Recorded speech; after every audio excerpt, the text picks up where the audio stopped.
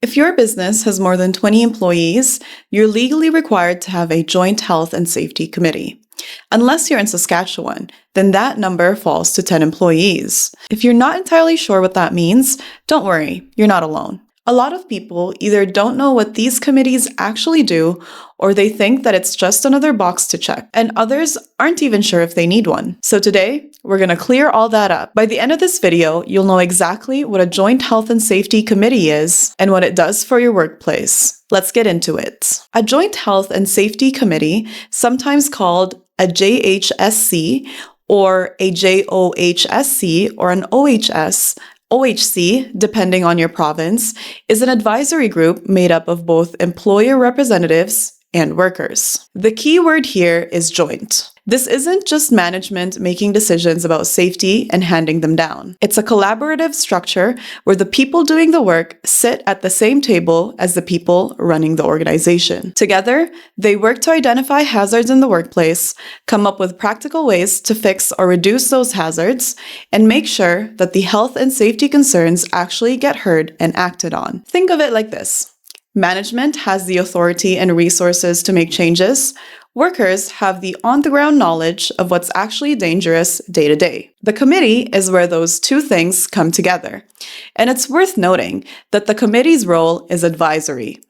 They're not there to overrule management. They're there to consult, make recommendations, and follow up to make sure that those recommendations are taken seriously. So who sits on this committee? In terms of size, committees typically need a minimum of 2 to 4 members, depending on your workplace size and your province. On top of that, worker members must make up at least half of the committee. The employer side members can never outnumber worker members, and that's a consistent rule across provinces in Canada. For co-chairs, every committee needs at least 2 co-chairs. One selected by the worker and the other one selected by the employer. This keeps the committee balanced. Worker members should come from across the workplace.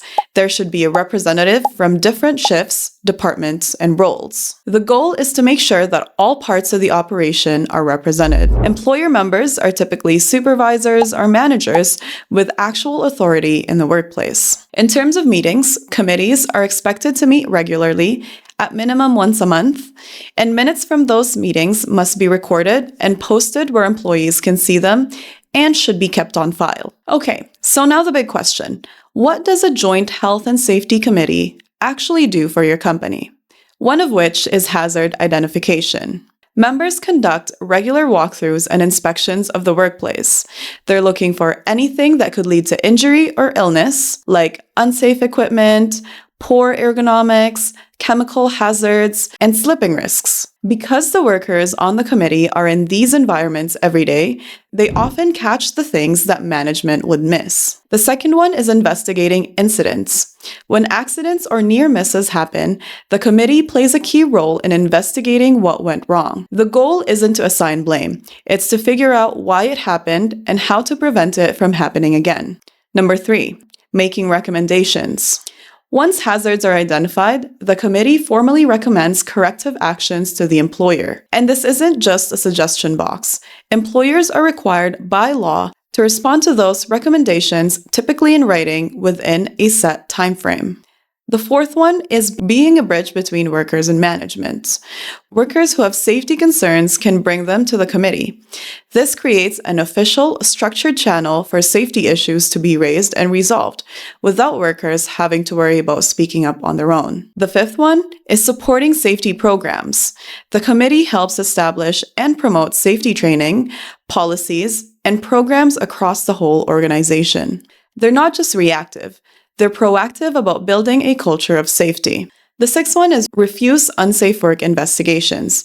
If a worker refuses to do a task that they believe is unsafe, the committee can be involved in reviewing that situation to make sure that it's handled properly and fairly. The bottom line is, a well-functioning joint health and safety committee reduces injuries, reduces liability, reduces downtime, and builds genuine trust between your workers and your organization. So do you legally need a joint health and safety committee? The short answer is, it depends on how many people you employ and what province you're in. Here's a general picture. In Saskatchewan, if you have 10 or more workers, you're required to have an occupational health committee. If you have between 5 and 9 workers, you need to appoint an OHS representative instead. In BC, a JHSC is required for workplaces with 20 or more workers. If you have between 9 and 19, you need a designated health and safety representative. The key takeaway is that these aren't optional once you hit the threshold. Failing to establish and maintain a committee when required can expose your business to regulatory penalties and, more importantly, leaves your workers without the safety infrastructure they're entitled to. If you found this helpful, make sure to like and subscribe for more practical HSC content. Thanks for watching, and we'll see you in the next one.